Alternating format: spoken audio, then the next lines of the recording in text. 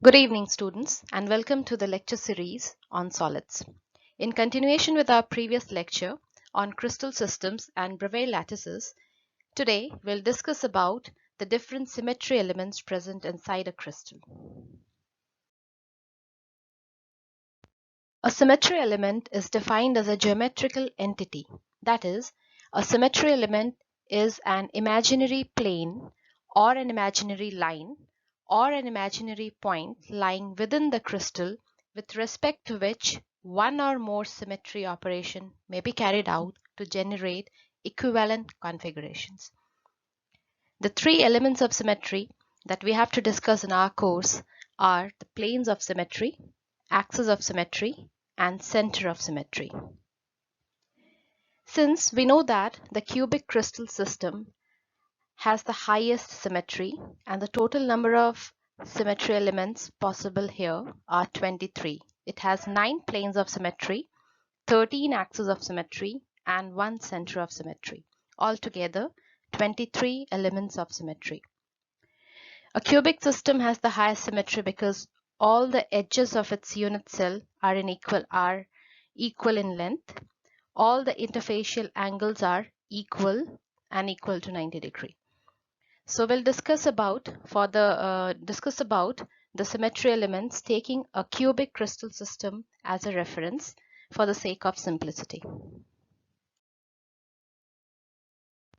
Starting with the first element of symmetry, that is plane of symmetry, we may define it as an imaginary plane which passes through the crystal such that it divides the crystal into two exactly similar halves, and each of these halves are an exact mirror image of the other. A crystal may have one or more planes of symmetry. Let us now see how we can identify the 9 planes of symmetry inside a cubic crystal system. Consider this model to be a cubic crystal system having a cubic unit cell. To understand the different planes of symmetry of this cubic crystal system, what we have to do is we have to imagine planes, possible planes that can pass through this crystal and cut the crystal into two identical halves such that the two halves are exact superimposable mirror images of each other. So let us suppose I'll be using the scale to guide you through the different imaginary planes here. As you can see, a cube has 6 identical square shaped faces. Now, in this cube, what we have to do is we have to consider this face that is on top. If you cut this cube along this plane, this imaginary plane, you have to imagine this plane like this. So if I cut the crystal along this plane, it will give us two identical halves.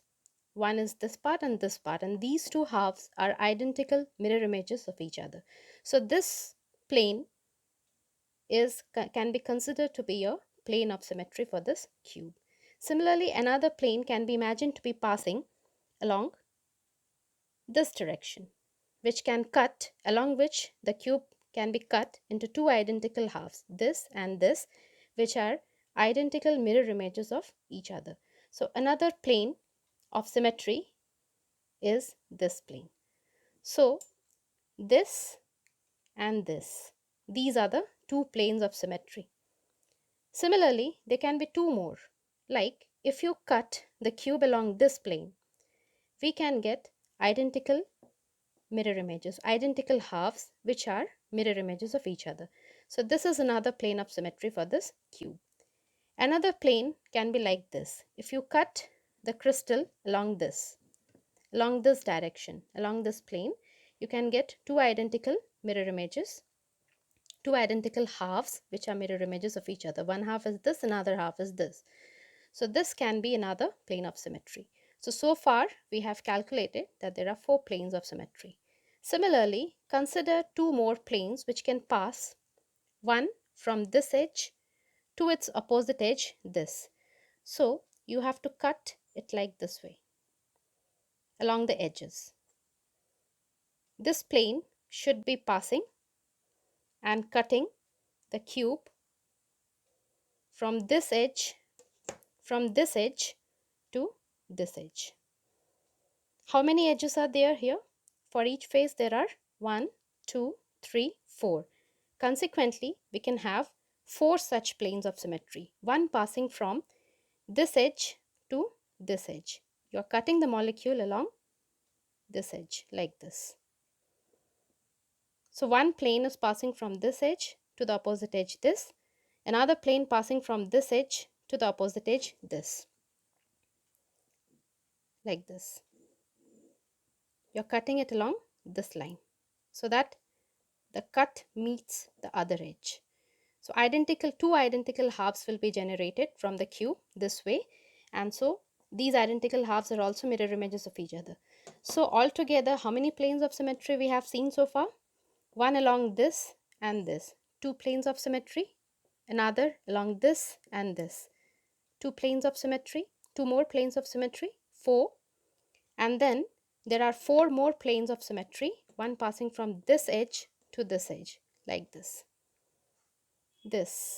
another one, and then another one like this passing from this edge, and you're cutting off the cube all the way down to this, another one passing from this, cutting down the cube all along this edge. So 4 plus 4, 8. Another one, the ninth one, is along this direction. If you cut the cube, if you place the cube and you cut it this way, just from the half, you just slice it off like this, you get another plane of symmetry. So altogether, there are 9 planes of symmetry for a cubic crystal. The next symmetry element that we have to study is the axis of symmetry. An axis of symmetry is an imaginary line that passes through the crystal such that when you rotate the crystal about this line, similar appearances will occur more than once in one complete rotation, that is 360 degrees. In simple words, suppose you rotate the crystal about this line. You have to perform the rotation operation just as our Earth rotates about its axis. Similarly, the crystal has to be rotated about this imaginary line.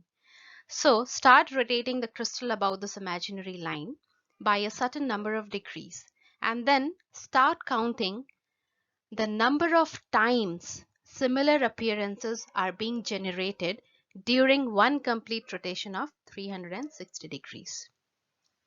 That number of times n is the order of this axis of symmetry.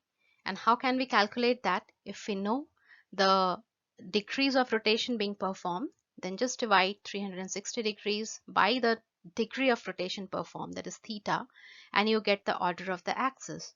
Such an axis of symmetry will be represented by the symbol Cn, and here n is the order of axis. We'll discuss about this in details while performing the rotational operation on a cubic crystal system. Axis of symmetry. To understand the different axes of symmetry possible in a cubic unit cell, what we have to do is we have to imagine certain lines which are passing through the cubes in different orientations. Now, by axis we mean an imaginary line that passes through the center of the system. Just like the axis of our Earth, about which the Earth rotates. Do we see the axis in actual? No, they are the imaginary lines exactly.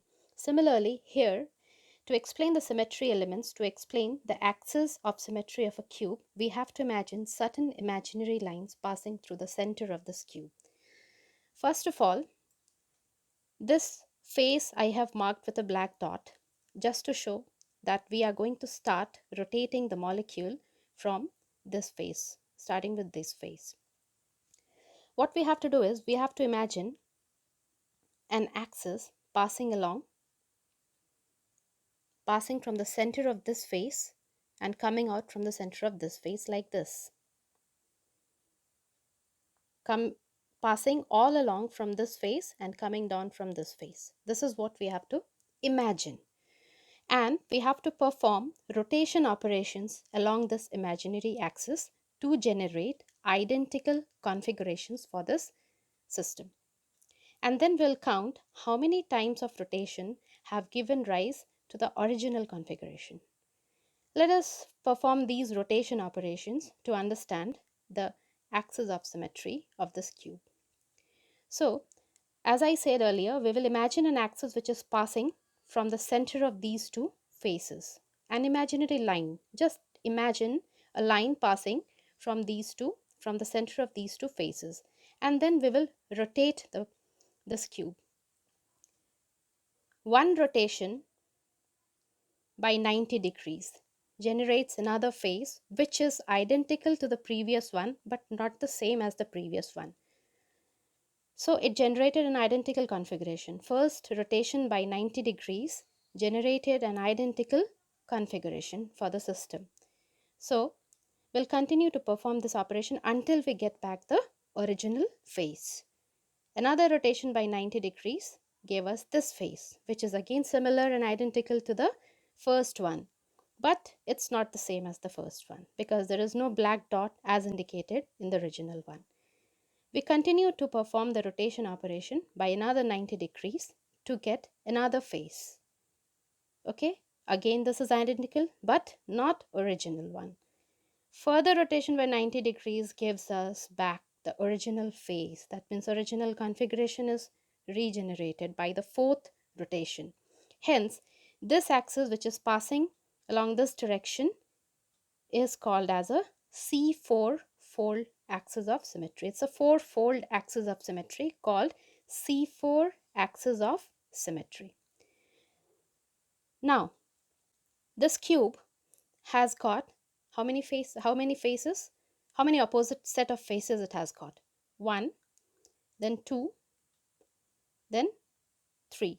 So there will be 3 sets of C4 axis of symmetry. Because as an example, we have considered this face. The same may apply to this face. The same may apply to this face. May apply to this face also. So altogether, there are 3 C4 axes of symmetry. One passing along this direction, another passing along this direction, and another passing along this direction. So the 3 C4 axes of symmetry lie along the 3 coordinate axes x, y, and z. Okay, they are mutually perpendicular C4 axes of symmetry.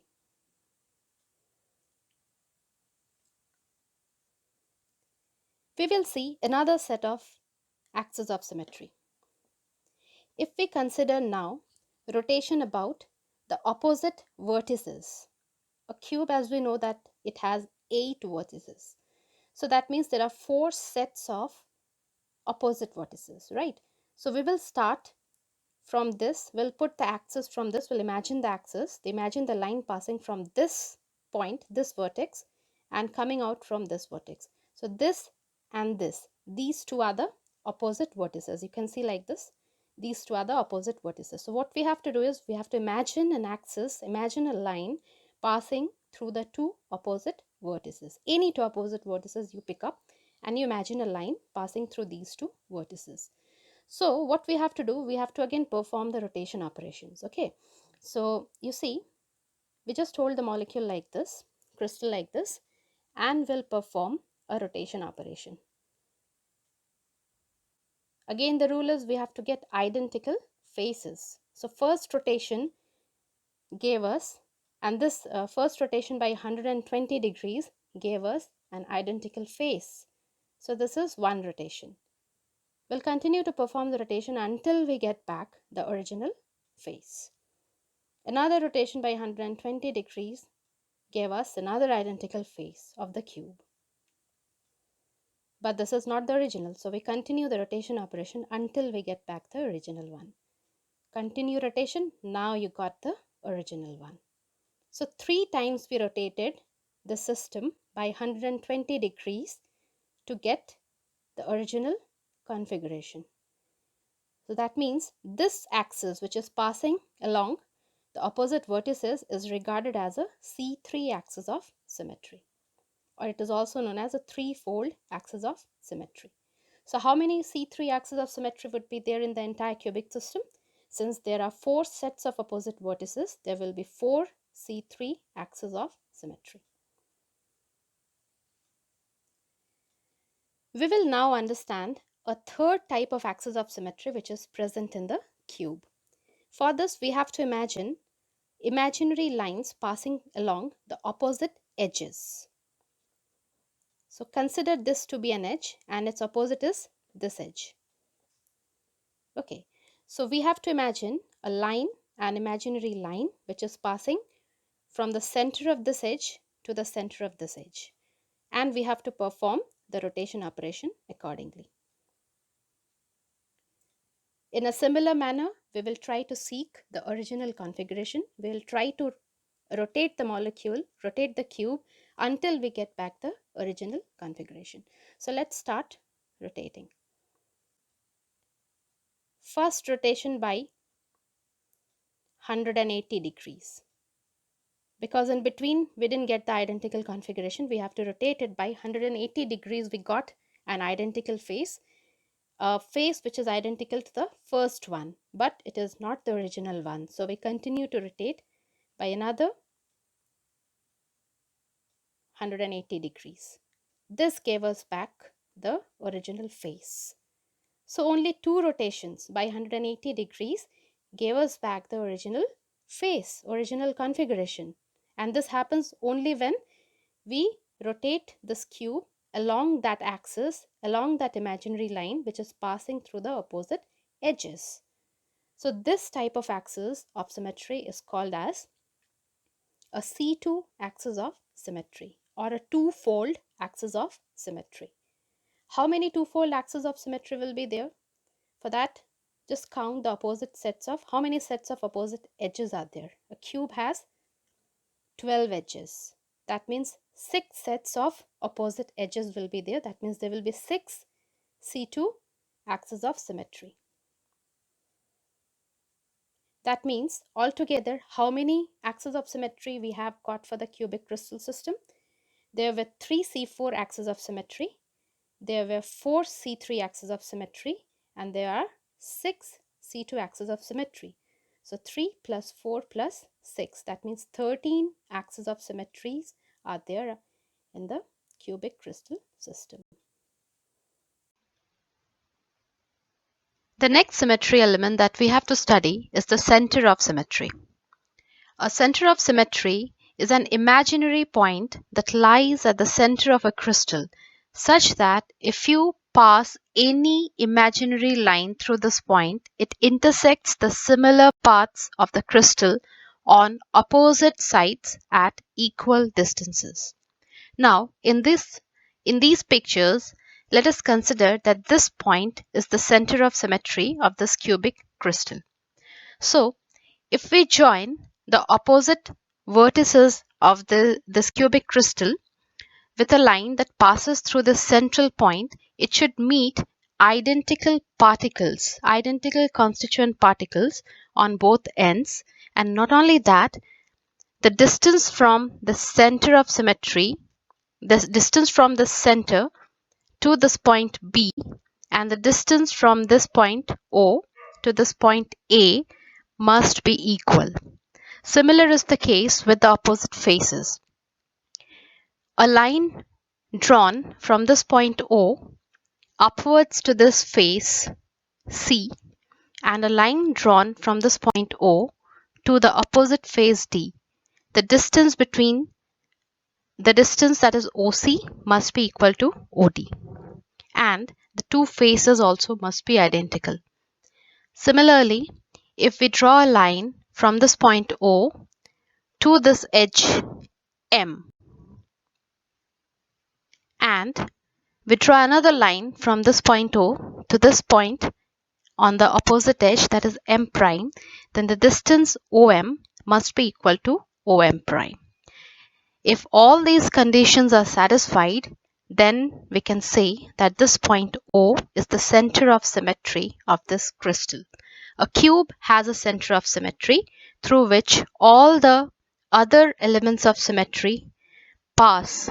That is, the 9 planes of symmetry, the 13 axes of symmetry, all pass through this point of symmetry through this point that is center of symmetry inside a cubic crystal.